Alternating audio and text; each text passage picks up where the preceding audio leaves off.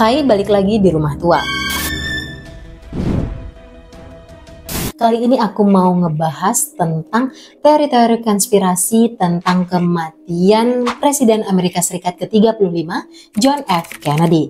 Hampir 60 tahun setelah meninggalnya John F. Kennedy, masih banyak yang berminat atau skeptis tentang siapa sebenarnya yang menghilangkan nyawa Presiden Amerika Serikat tersebut. 1 tahun setelah meninggalnya John F. Kennedy, Komisi Presiden untuk Penghilangan Nyawa Presiden Kennedy atau yang dikenal dengan Komite Warren membuat suatu kesimpulan. Komite Warren tersebut membuat kesimpulan bahwa meninggalnya Presiden John F. Kennedy karena dibunuh oleh seorang pria bersenjata bernama Lee Harvey Oswald. Lee Harvey Oswald dipercaya bertindak sendiri dan tidak masuk ke dalam konspirasi. Namun pada tahun 1978, komite pemerintah lainnya menemukan bahwa adanya kemungkinan pria lain yang melakukan serangan tembak terhadap Presiden John F. Kennedy tersebut. Menurut polling yang dilakukan pada tahun 2003 silam, 70% percaya bahwa kematian Presiden ke-35 Amerika Serikat tersebut bukanlah hasil tindakan penghilangan nyawa tunggal. 51% orang percaya bahwa Lee Harvey Oswald tidak bertindak sendiri, dan 7% lainnya percaya bahwa Lee Harvey Oswald sama sekali tidak terlibat dalam penghilangan nyawa John F. Kennedy. Pada tahun-tahun berikutnya setelah kematian Presiden John F. Kennedy, lebih dari 2.000 buku sudah ditulis tentang penghilangan nyawa tersebut, dan banyak diantaranya yang percaya terhadap 1 atau 2 teori konspirasi penghilangan nyawa tersebut. Mengutip dari ABC News, berikut adalah 5 teori konspirasi tentang penghilangan nyawa Presiden John F. Kennedy yang paling populer. Yang pertama adalah Uni Soviet yang melakukannya. Soviet sepertinya adalah pilihan pertama yang akan ditunjuk oleh para peminat teori konspirasi dan juga politik tentang kematian Presiden ke-35 Amerika Serikat John F. Kennedy. Para pendukung teori konspirasi ini menunjuk kepada 2 bukti yang ada. Yang pertama adalah Amerika Serikat dan Uni Soviet terlibat dalam Perang Dingin. Ahli teori konspirasi menyatakan kalau Perdana Menteri Uni Soviet, Nikita Khrushchev, merasa sangat malu karena harus mundur setelah krisis rudal Kuba, sehingga ia memerintahkan penghilangan nyawa terhadap John F. Kennedy. Bukti lain yang menarik perhatian adalah adanya hubungan keterkaitan Lee Harvey Oswald dengan pemerintahan Uni Soviet. Oswald yang merupakan mantan marinir, diketahui sudah 2 kali berkunjung ke Uni Soviet bersama sang istri yang merupakan kelahiran Rusia bernama Marina Oswald Porter. Teori yang kedua adalah mafia yang melakukannya. Sejauh ini CIA diketahui memiliki kontak dengan keluarga kejahatan terorganisir untuk membahas kasus penghilangan nyawa Presiden Fidel Castro. Mafia tersebut diketahui banyak berinvestasi di kasino dan investasi di bidang lainnya yang menguntungkan di Kuba sebelum revolusi komunis Castro. Kennedy masuk dan merusak Bay of Pigs Invasion atau invasi Teluk Babi dan mengakhiri kejahatan terorganisir Amerika kembali ke Kuba dan membuat para mafia tersebut marah. Selain itu, pada waktu itu banyak yang tidak menyukai adik laki-laki dari John F. Kennedy, Jaksa Agung Robert Kennedy.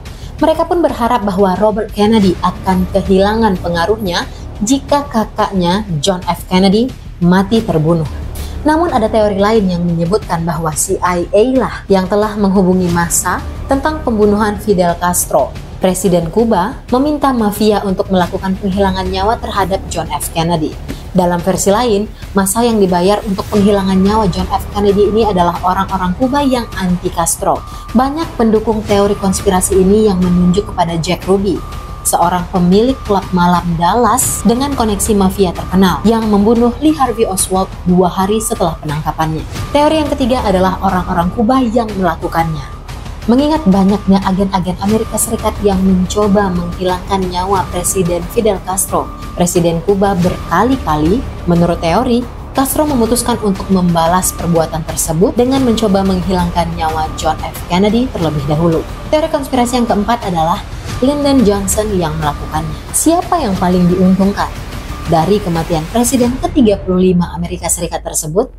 Ia adalah Lyndon Johnson, pria yang menjadi presiden setelah terbunuhnya Presiden John F. Kennedy. Inti dari teori konspirasi yang satu ini adalah Lyndon Johnson dimotivasi oleh ambisinya dan menerima bantuan dari anggota CIA dan Taipan kaya yang percaya kalau mereka akan mendapatkan keuntungan lebih di bawah kepemimpinan Lyndon Johnson. Menurut teori konspirasi versi lainnya, Johnson justru dibantu oleh pria lain yang akan menjadi presiden selanjutnya, yakni George Herbert Walker Bush. Ia merupakan seorang pejabat CIA yang sedang berkembang yang kebetulan berada di Dallas pada hari penghilangan nyawa John F. Kennedy tersebut. Teori yang terakhir atau yang kelima adalah CIA yang melakukannya. Di hampir semua teori konspirasi terkenal tentang penghilangan nyawa Presiden John F. Kennedy melibatkan konspirator Amerika Serikat, apakah mereka industrialis kaya atau mafionis tangguh? Central Intelligence Agency atau CIA adalah hantu yang paling mudah untuk dicurigai dalam kasus ini. Cara kerja dan agennya banyak dirahasiakan dari masyarakat Amerika. Agensi ini pun pada tahun 1960-an memiliki reputasi untuk penghilangan nyawa politik tingkat tinggi. Sebuah teori mengatakan bahwa Lee Harvey Oswald adalah salah satu anggota CIA dan ia merusak file FBI-nya, baik sebelum dan sesudah penyelidikan kepolisian untuk membuatnya tampak seperti orang komunis dan serigala tunggal. Nah, itulah beberapa teori konspirasi yang paling terkenal tentang penghilangan nyawa Presiden ke-35 Amerika Serikat John F. Kennedy. Untuk kalian yang tahu konspirasi-konspirasi lainnya ataupun ada tambahan-tambahan tentang konspirasi yang udah aku bacain tadi, bisa tulis di kolom komentar. Jangan lupa subscribe channel ini dan jangan lupa follow kita di Instagram dan juga TikTok. Thank you for watching and I'll see you in the next creepy video.